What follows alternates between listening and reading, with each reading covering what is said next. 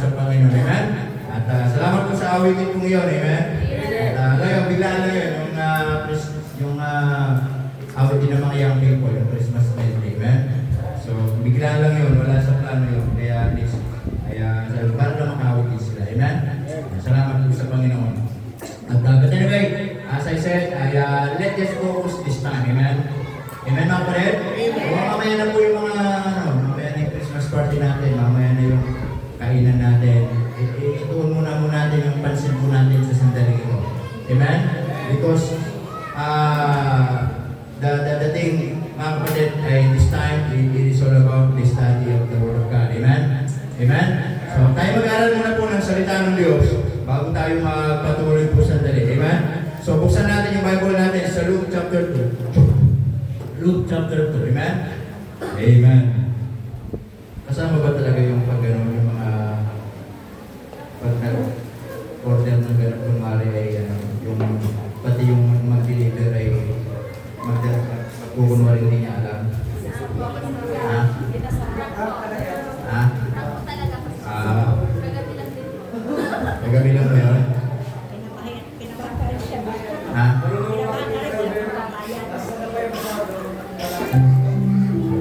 Tatandaan ko kasi mukha ng mag-deliver na yun. Amen? At anyway, salamat po sa Panginoon. Amen? Kasi mas excited ang ano natin ngayon. May palisyon tayo. Amen? Sino nagpalit? Amen? Mayor ba? Ha? Amen. But anyway, mag-aaral po tayo ng salita ng Diyos. Okay, buksan natin yung Bible natin. Tumayo po tayo lahat. Amen? In the book of Luke chapter 2. Mag-ano po tayo. Alam po, marami na po kawit. And if we will just understand the message of the song, ay mabibless na tayo. Amen? Dati natin, Christmas is all about the Lord Jesus Christ. Amen? So this time, ay magkaroon na tayo ng short exhortation. Hindi tayo magpapakatagal dahil baka yung lechon kumunat. Problema pag may lechon na baka kumunat kasi ilisin na natin. Okay? At okay, buksan natin. Luke chapter 2. Okay. Verse 7. Nandiyan na po kayo? In verse 7 hanggang verse 14. Magkaroon tayo ng responsive reading para magpasa po tayo. In verse 7, and she brought forth her firstborn son, and wrapped him in swaddling clothes, laying in a manger, because there was no room for them in the inn.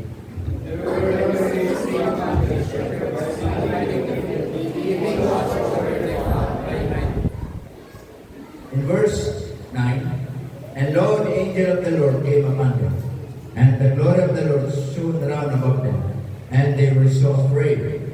And the angel said unto them, Fear not, for behold, I bring you good tidings of great joy, which shall be to all. For unto you is born this day, in the city of David, a Savior, which is Christ the Lord. And this shall be a sign unto you. Ye shall find the babe wrapped in swaddling clothes, lying in a manger. And suddenly there was with the angel a multitude of the heavenly hosts, praising God and saying, sabay-sabay, Glory to God in the highest, and on earth peace, goodwill toward men. Tayo po muna mag-pray. Panginoon, maraming pong salamat po muli sa umagang ito. We thank you, Lord, for this opportunity that you have given to us, the time that we can study your precious word. We pray, Lord, that you prepare our hearts. Alam po namin, Christmas fellowship namin ngayon, but mag-focus muna kami, Panginoon, sa aming pag-aaral. For us to be reminded what is the meaning of Christmas, why we celebrate Christmas. Panginoon, salamat po sa mga kapatiran na nandito. Ay pagpalain po kami sa pangalan ni Jesus. Amen. Do not take your seat. Amen. Okay, so, nalala ko na ito ba, si Sister Shane, hindi kasama ni Brother Leader kasi masama po pakiramdam.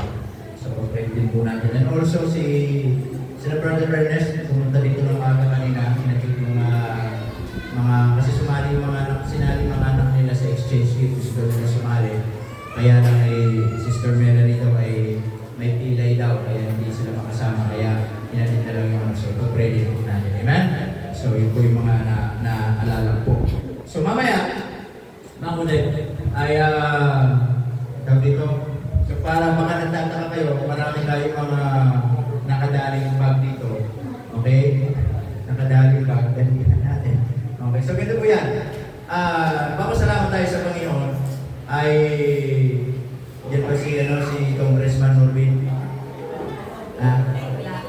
May binibigay. Kasi si Congressman Norbin ay tsaka si Mayora Edwin.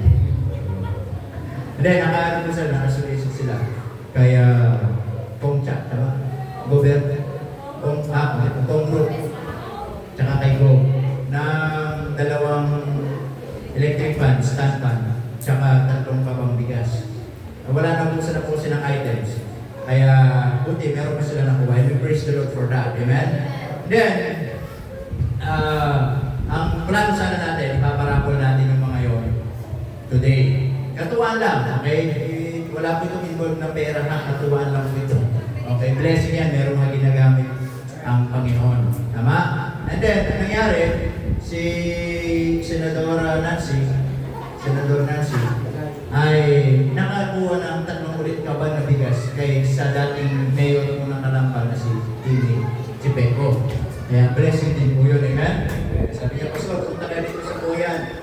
Ay nakakuha ko ng 3 kabang bigas. Ang sabi niya, kasi pupunta na po. Amen?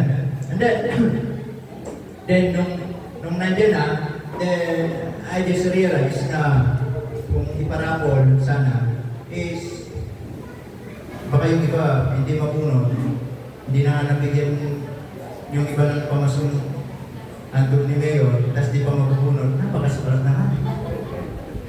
Okay? So, I decided na, sabi ko, every family, bibigyan ko na lang. Amen. Kami hindi po kami kasama dyan. Lahat bibigyan na lang po natin lahat. Para at least, yung hindi mga nakakuha, sa kahit itong mga nagbigyan, at least kahit paano, meron sila. Tama po ba?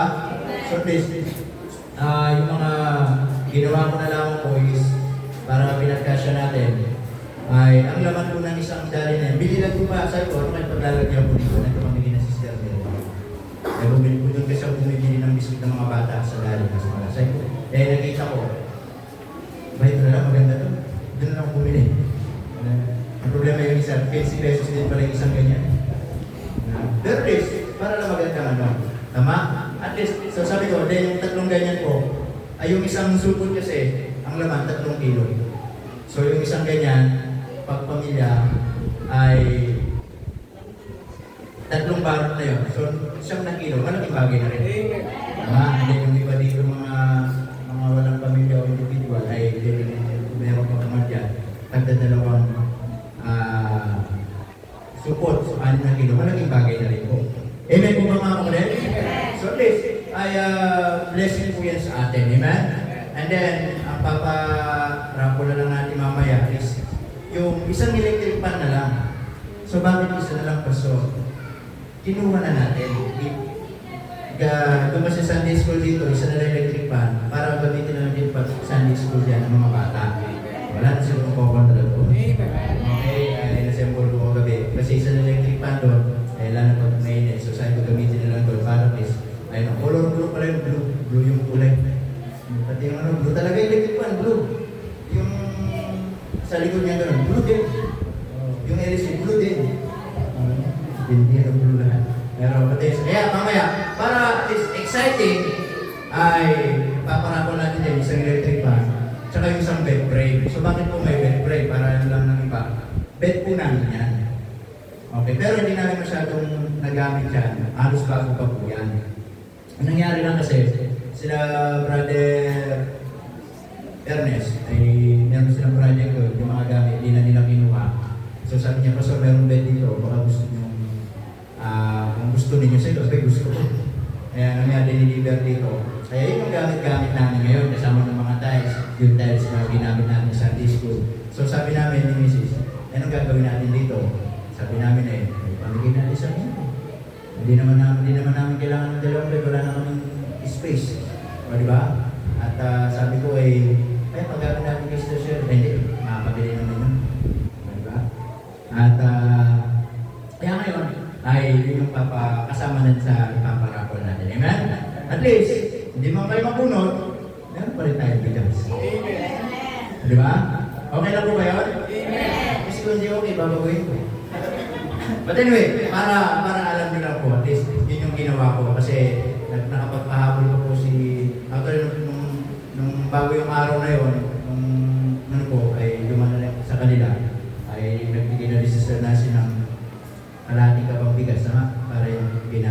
sa para sa pang-Christmas party din natin ngayon sa misa ng bigas. Na kinabukasan, meron bang tatlong kapang bigas na galing kay Mayor Tim Chipero. This blessing po yun sa atin. Amen?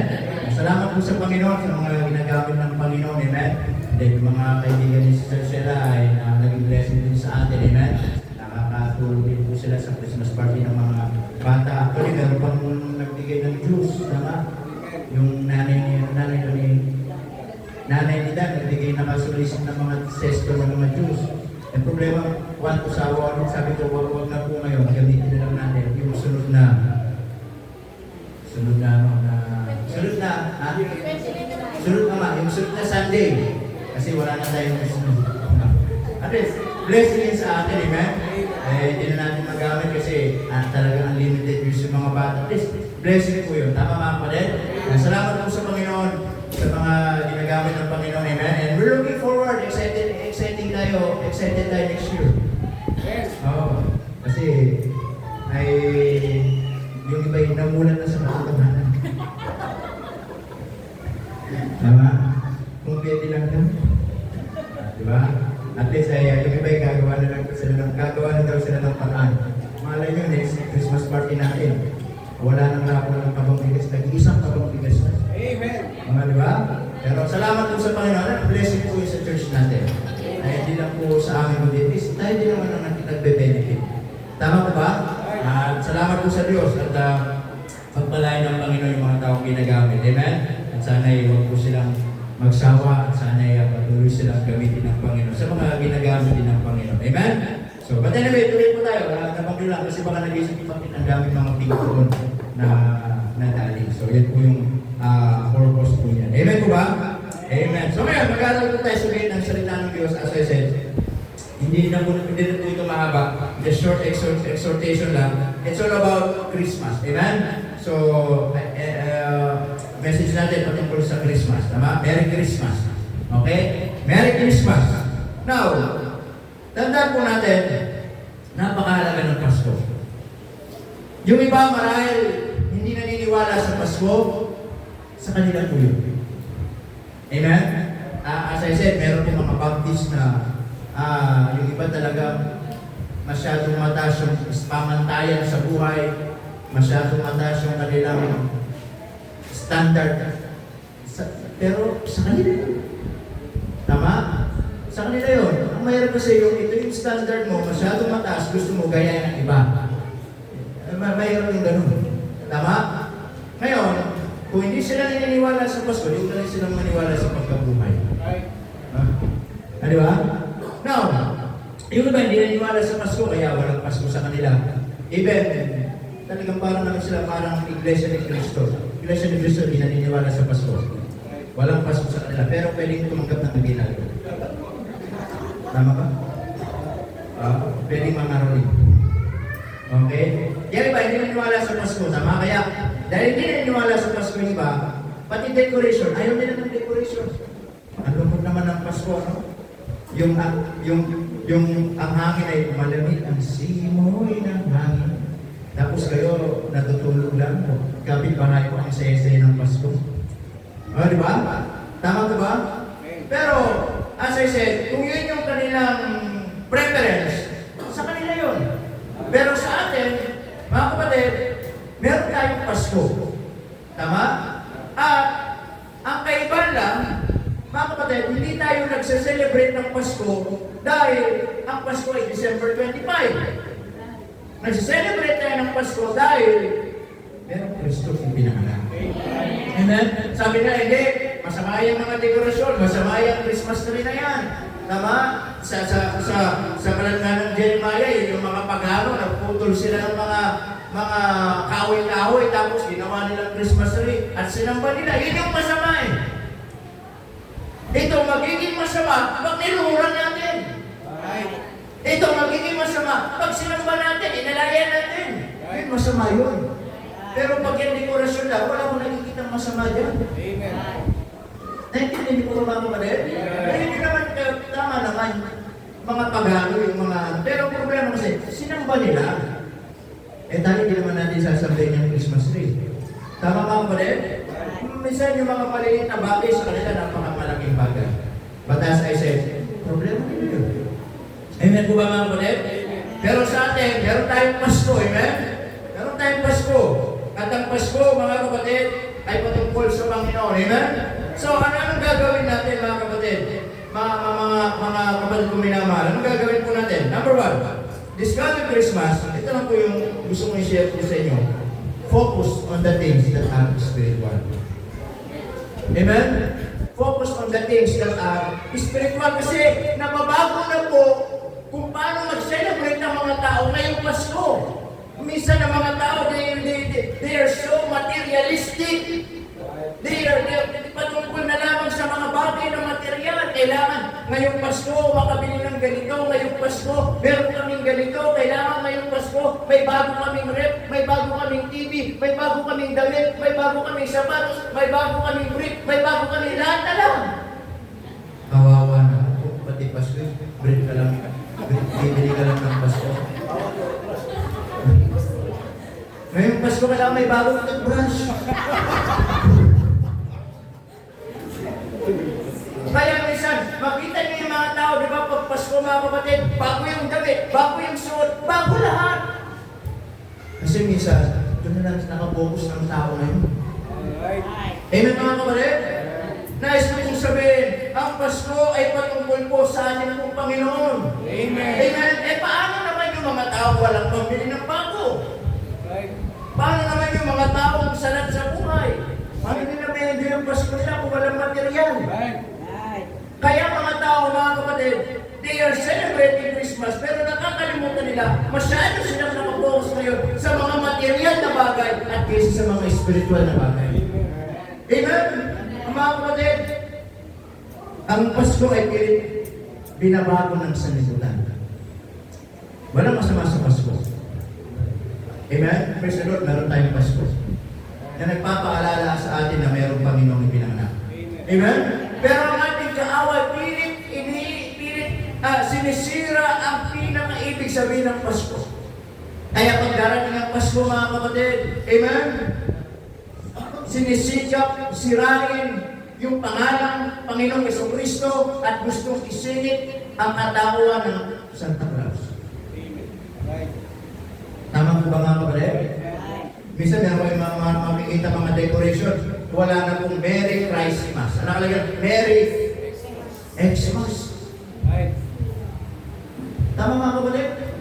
Yun yung gusto nilagay yung Xmas. Tama? Tandaan nyo, yung X, isang ka nang iniwan. Hindi ka nakabalik mo.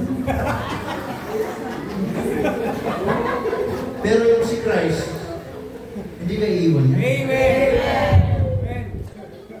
Tama po ba mga kapatid? Yan ang ano ngayon, tama? Sinisikap sirain yung ibig sabihin ng Pasko, yung Christ, hindi na nagiging mahalaga sa mga bata, hindi na nagiging mahalaga sa mga tao. Kaya minsan pag nag-celebrate, Merry Xmas. Kaya nga X eh. Di ba? Wrong. Yun ang mga tao ngayon. Amen po ba mga kapatid? Na kung saan pinipilit nilang isiksik, lalo na sa mga bata, hindi na yung katauhan ng ating Panginoon, katauhan na po ni Santa Claus. Tama po ba? Yan, minsan sa mga bata, sumisiksik sa isip nila, kailangan magpapasko, magpakabait ako. Kasi Santa Claus, mga kapatid, ay binibigyan lang niya ng mga regalo yung mababait na bata. Tama po ba mga kapatid? Minsan sa mga palabas, puro ganun. Tama? Alam niyo si Santa Claus, hindi po yun totoo. Yan ay katang-isip lamang. Amen? Na kung saan ay ginawa lang ng katauhan, ginawa lang ng kwento, although meron tao na buhay na pangalan ay si Saint Nicolas na mabait talaga siyang tao na may bigay ng mga regalo sa mga bata. Pero Santa, hindi totoo yun. Pwede lang yun. Amen po ba mga kapatid? The point is this, ang mga tao nakapokus sa material na bagay ngayong Pasko. Pero, katulad ng ating pinag-aralan, ang Pasko ay patungkol sa ating pong Panginoon. Na meron isang berhen, ang pangalan ay Maria, na kung saan ay nanganak doon sa pasagsaman sapagkat wala na pong lugar na paglalagyan sa kanila. Amen mga kapatid? And then, ang mga anghel, anong ginawa makita doon sa mga nagpapastol ng tupa sa gabi. At ang sabi ng Bible, pinunta nila ang Panginoong Jesucristo. Amen? Now, this coming Christmas season, I just want to remind everyone, don't focus on material things. Focus on the things that are spiritual. Hindi tayo nagse-celebrate katulad po ng mundong paano magkaroon ng celebration. Amen? Ang Pasko, mga kapatid, ay merong Kristong ipinanganak sa sabsaban para bigyan tayo ng kalayaan. Tama po ba? Hindi tayo binibigyan ng kasiyahan na kung Pasko, mga kapatid, ay enjoy natin ang buhay natin, mag-inuman, amen, maglasingan, magsayawan, magtugtugan, lahat ng kalayawan. Hindi ganun tayo mag-celebrate. Amen? Kaya mga tao, mga kapitbahay mo, pag Pasko, makita nyo, nag-iinuman ng Pasko, ganun sila mag-celebrate eh. Makita nyo, lalabas ng video, nagpapatugtog, nagkakanta, gano'n sila mag-celebrate eh. Pero ikaw na Kristiyano, dapat hindi ka gano'n nagse-celebrate. Amen? Sana ngayong Pasko, hindi ka ikaw, mga kapatid, na Kristiyano na Pasko, nag-iinom ka. Hindi ka pag Pasko, sumasayaw ka. Hindi pag Pasko, ay, nagbibidyo ka. Dapat pag Pasko, nagpupuri ka sa Panginoon. Amen, mga kapatid? Sapagkat ang Pasko ay nagpapaalala po sa atin na merong Diyos na katawang tao sa sabsaban na pinanganak sa namatay sa krus ng Kalbaryo para mamatay at bigyan tayo ng katubusan, bayaran ang ating mga kasalanan. Ang gagawin natin ngayong Pasko, pasalamat sa Panginoon. Amen, mga kapatid? Ahanin mo yung naglasing, nag-enjoy ka after ng Christmas, hindi ka man nakapagpasalamat sa Panginoon. Amen, mga kapatid? Buti pa yung Retros na alala mo si Kristo. Buti pa si San Miguel na alala mo si Kristo. Tama? Amen, mga kapatid? Wala tayong ibang mga alalahanin kundi yung Panginoon. But what we are going to do this coming Christmas season, mga kapatid? So simply, like the shepherds did praise the Lord. Amen? Pinagpasalamat, nagpuri, kumawit yung mga anghel. Amen, mga kapatid? So, this coming Christmas, I just want to remind everyone, focus on the things that are spiritual. Amen? Then lastly, ito lang po yung gusto mong share sa inyo. This coming Christmas, focus on the things that are simple. Bakit? Pag walang handa, hindi na pwede magpasko.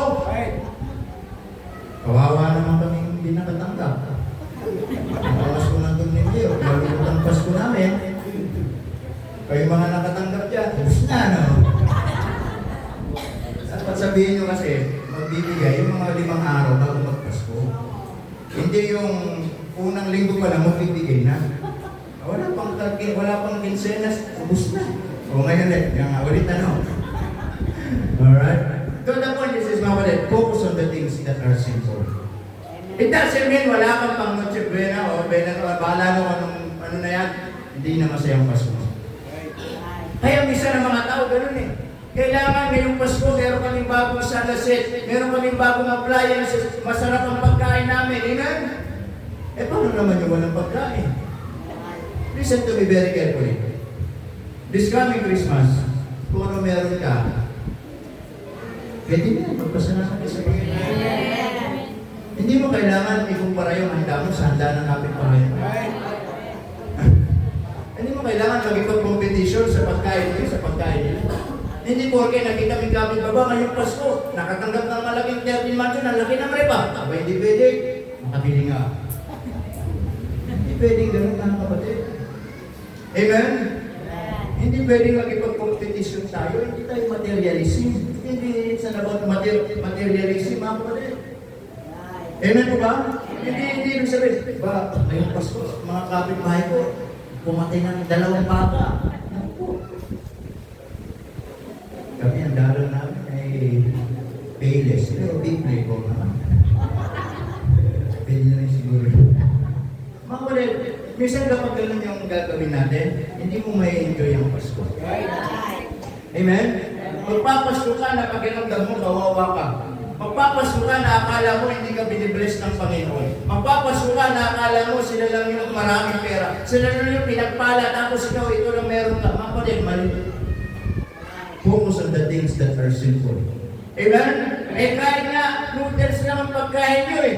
Pagpasalamat ka na yan. Kasama mo yung pamilya mo, pagpasalamat mo sa Panginoon yan. Masaya na ang Pasko ninyo. Wala kayong sakit na yung Pasko, bless nyo yan. Amen mga kapatid? Wala ka man mag-aaral damit, okay lang yan. May sinusuot ka pa din ngayong Pasko. Wala ka man masarap na handa, okay lang yan. Kung anong pagkain sarap, pagsaluhan ninyo, magpasalamat kayo sa Panginoon. Focus on the things that are spiritual and things that are sinful. Amen mga kapatid? Tama po ba? Kaya po, sabi ng Bible mga kapatid, amen? Na itong mga angels, mga kapatid, wala naman silang nung pinunta nilang Panginoon, hindi sila nag-celebrate ng gara-gara, hindi sila nag-celebrate kung ano-ano. They just worship the Lord. Amen? Kaya kayo mga anak, kung hindi kayo mabilang ng mga magulang yung mga bagong damit, huwag kayo magreklamo. Ha? Kung hindi nila maibigay na mabilang ng bagong sapatos, huwag kayo magreklamo. Hindi gano'n, mga kapatid. Kung ano meron sa inyo, ipagpasalamat nyo ngayong Pasko. Amen po ba mga kapatid? Amen? Kung hindi kayo mabilan ng magandang ng sapatos, damit, o naman, hindi maibili masarap na pagkain sa inyo, it doesn't matter. Amen? Importante, masaya. Importante, malusog ka. Importante, kasama mo yung pamilya mo. Importante, wala kayong sakit. Importante, marunong kayo magkontento, magpasalamat. Amen po ba mga kapatid? Tama po ba? Kaya nga mga kapatid, bakit legal? This coming Christmas, focus on the things that are sinful. Amen? Alam niyo, pag celebrate ng Pasko, hindi naman kailangan mag-aaral lahat. Tama? Kailangan isa matutunan din natin. Kung meron lang sa atin, pagdasay natin, nasama-sama, salamat tayo sa Panginoon. Amen? Hindi natin kailangan makigaya sa iba. Hindi natin kailangan makipagbonggahan sa iba. Amen? Sasabay tayo kung paano sila mag-celebrate. Kaya natin. Problema pagkatapos ng Pasko, pagkatapos ng bagong taon, mga problema ka. Saan ka ngayon magbabayad ng iniram mo? Saan ka ngayon magbabayad ng ituntangan mo? Saan ka magbabayad ngayon ng pinagpili mo? Di ba? Yan ang tao eh. Pag sumabay tayo sa sistema ng mundo, pwede naman eh. Kaya kailangan ko pagkatapos nun, wala ko pang bayad kay Bombay. Wala ko pang bayad kay Say Nahiraman. Problema mo ngayon. Hindi nga, kung nag-celebrate ka na ng city, after ng Christmas, wala kang iniisip na, okay lang. Amen po mga kapatid? Kaya nga po mga kapatid, focus on the things that are spiritual and focus on the things that are simple. Amen po ba? Amen. So that we can celebrate Christmas, especially talagang masaya tayo sa buhay natin. Listen to me. Huwag rin kayo magpapasko na masama ang loob mo. Ha? Tama? Yung iba nagpapasko sa mga loob. Amen? Yung iba magpapasko may galing sa puso. Hindi yan ang Pasko ibig sabihin. Christmas is all about love. Christmas is all about joy. Christmas is all about giving. Christmas is all about hope. Amen? Na ang Pasko ay may pag-asa sa Panginoon. Amen? Ang Pasko, mga kapatid, ay paramdam natin ang ating pag-iibigan, pagmamahala, alis na ng galit. Kawawa ka naman yung kapitbahay ng saya sa ito, anong tulong. Bakit? Kasi may galit sa puso mo. Kasi may mga bagay na nagpapabigat sa puso natin ngayon. Kasi hindi natin masiselebrate ng maayos ang Pasko. Amen? Maniwala ka. Matapos naman itong 2024, 2025, ay ganun pa rin yung puso mo. Tama? Amen po mga kapatid? The point is this. Ngayong Pasko, kung natin kakalimutan, focus on the things that are spiritual. It's not all about material things this Christmas. It is all about things that are spiritual. Marunong ka magpasalamat. Amen? Marunong ka mag-pray, marunong ka magsamba, marunong alalahanin ng Panginoon. That those things are spiritual. Amen po ba mga kapatid? Amen? Kasi ang tao ngayon masyadong selfish. Alam niyo, Pasko, it is not all about what we can get. Christmas is all about what we can give. Amen? tulad ng Diyos, ibinigay na niya putong lana. And Christmas, it is all about the things that are simple. Amen? Huwag kayo masyadong mag-focus sa mga bagay na nakikita niyo sa iba. Sana meron din ako. Sana ganun din ang Pasko namin. Sana katulad din namin yung handa nila. Huwag mga kapatid. Kung ano meron sa inyo, pagpasalamat na lang. Amen po ba mga kapatid? Amen? Yung iba nga magpapasko mga kapatid, yung mga magulang nasa kulungan. Yung iba magpapasko, yung mga iba nasa ospital. Yung iba magpapasko mga kapatid, tawag dito, hindi masayang buhay nila. Tama po ba mga kapatid? Yung iba magpapasko, may mga malubang karamdaman. Ikaw, nag-aagal ka ba ng iba? Wala ka nang nasakit eh. Hindi ka naman nakabulong, wala ka sa ospital. Salamat ka, magpapasko ka, nasa bahay ka. Diba, napakasimple pero nakakalimutan natin. Amen po ba mga kapatid? Huwag natin isabay kung paano ang mundo mag-celebrate. Meron tayong sarili paano tayo mag-celebrate. Kaya ngayon ang kaibahan para tayo magpasko. Amen? Yung iba, ang kapaskuhan ay patungkol sa kalayawan, hindi po sa atin. Ang Pasko para sa atin patungkol sa Panginoon. Amen? Kaya inaalala natin na minsan isang araw ang Diyos nagtatawang tao, pinanganak sa sapsapan, namatay sa krus, bayaran ang kasalanan natin. Amen mga kapatid?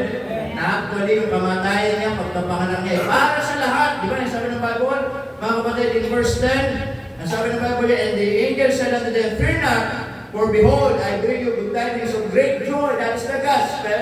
Amen. The good tidings, sabi, which shall be to all people. Kaya ang Pasko para sa lahat. Pero salamat tayo na yung nakakaintindi. Ano talaga ang Pasko? Amen mga kapatid? Kaya po mga kapatid, mga kaibigan, sana ngayong darating Pasko, huwag natin kakalimutan pasalamatan ng Panginoon. Amen?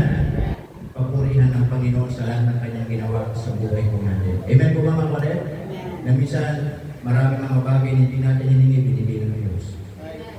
Tama po ba mga kapatid? Na nakalimutan minsan, nag-aangat tayo ng iba, itutubo para natin sa iba, kung ano meron sila, pero nakakalimutan mo, na kahit na konti lang ang meron ka, okay na pala yun. Kahit simple lang, okay lang pala yun, mahalaga, pinuri mo ang Panginoon. Amen po mga kapatid? Yun lang po yung paalala ng Diyos sa atin. Amen? Christmas is all about the Lord Jesus Christ. It is not all about Santa Claus. It is not all about mga kapatid patungkol sa atin. It is all about the Lord Jesus Christ. Amen? So ano mga bagay na gagawin natin? Ngayong Pasko, focus on the things that are spiritual. Kung tayo, hindi po patungkol sa material ang Pasko. Patungkol sa mga bagay na spiritual. Amen? And focus on the things that are simple. Hindi ito patungkol kung paano tayo sumabay kung ano meron sa kanila. Hindi po. Amen? We can celebrate Christmas kahit simple lang ang meron sa atin. Wala man tayong magandang dekorasyon, wala man tayong mga dekorasyon sa bahay, wala man tayong mga masasarap na pagkain ngayong darating na Kapaskuhan. Amen? Meron lang siguro tayo binigay ni Mayor. Eh, simple praise the Lord for that. Amen. Okay yun. Ako nga, wala. Tama? Pero, that is what God wants to na alalahanin natin. Amen? Ang Pasko patungkol sa Panginoon. At hindi ibig sabihin, wala kang mga bagay-bagay, malungkot na ang Pasko. Hindi mo pala. Kahit simple lang ang meron ka, pwede ka mag-celebrate ng masaya at ng pupuri sa Panginoon. Amen? At kung natin tumayo, tayo kumana natin, let's pray. Panginoon, maraming pong salamat kung muli sa umagang ito. Salamat po sa inyong pagbiyan. And thank you, Lord, for reminding us about Christmas. And help us, Lord, this time, as we close our eyes and bow our heads, help us to remind ano po yung ibig kong sabihin ng Pasko. Sana may umaga mga kapatid ay napaalalahanan tayo ng Panginoon ang Pasko patungkol po sa Kanya. And this time, you want to thank God, magpasalamat sa Panginoon, yung darating ang Pasko, pwede ka magpasalamat ngayon po. Pwede ka lumapit, pwede ka manalangin. Amen? Pwede kang lumuhod, pwede kang magpasalamat ngayon po umaga. Napakapatid, focus on the things that are spiritual. Akala natin, ang Pasko patungkol sa mga material na bagay. Akala natin, ang Pasko, magipagsabayan tayo sa iba. Akala natin, ang Pasko, may hindi tayo sa iba. Bakit siya may bagong ganito? Bakit sila, meron silang ganito? Bakit sila, minsan hindi natin na-appreciate ang mga bagay na meron sa atin kasi hinahanap natin at nakatingin tayo sa mga bagay na meron ng ibang tao. Pero tingnan mo kung anong meron ka sa bahay. Tingnan mo, meron ka sa sarili mo. Diyan pala pwede mo nang ipagpasalamat sa Panginoon. Focus on the things that are simple. Kahit simple, pwede ka mag-celebrate. Hindi nyo kailangan magkaroon ng maraming handa para sabihin yung buong Pasko. Hindi nyo kailangan makipagsabayan sa kapitbahay na sila, sarap ng pagkain nila sa inyo, hindi. No. If that will be our thinking, then yes, mag-celebrate tayo ng magpapasko na parang pakiramdam natin na pinagkaitan tayo ng Diyos. Naakala natin, bakit sila? Binless sila ng Diyos, ako hindi. Pero ang totoo, listen to me, if you are a child of God, you are so blessed than them. Mas mapalad ka kaysa sa mga nagsiselebrate ng mga Pasko na hindi mananampalataya. Kasi ikaw, naiintindihan mo na ang pinakadiwa ng Pasko ay patungkol sa ating Panginoon Jesucristo. Na salamat namatay ang ating Panginoon Jesucristo para sa ating mga kasalanan na bayupay sa krus, pinanganak sa sabsaban. At salamat, wala pa man mga bagay na regalo ngayong Pasko. Pero kung natanggap mo na ang pinakadakilang regalo, and that is eternal life, buhay na walang hanggan, napakapalad mo sa mundong ibabaw. Yan ang pinakadakilang regalo na natanggap mo at meron ka na ngayong darating na Pasko. Panginoon, maraming pong salamat sa kabutihan mo sa buhay natin. Salamat po sa mga paalala. Salamat po sa mga anak ninyo. Palayan niyo po kami and help us, Lord, na kami, Panginoon, ay mag-celebrate ng Christmas na wala pa mga material na bagay pero meron kami Kristo. At kahit simple lang ang celebration namin, masaya po kami. Yun po ay isang bagay na kamang-amang para po sa amin. Palayan niyo po kami, pagpalayan niyo mga anak sa pangalan ni Jesus. Amen and amen. Praise the Lord. Give me now thank you for sitting, amen. So, salamat po sa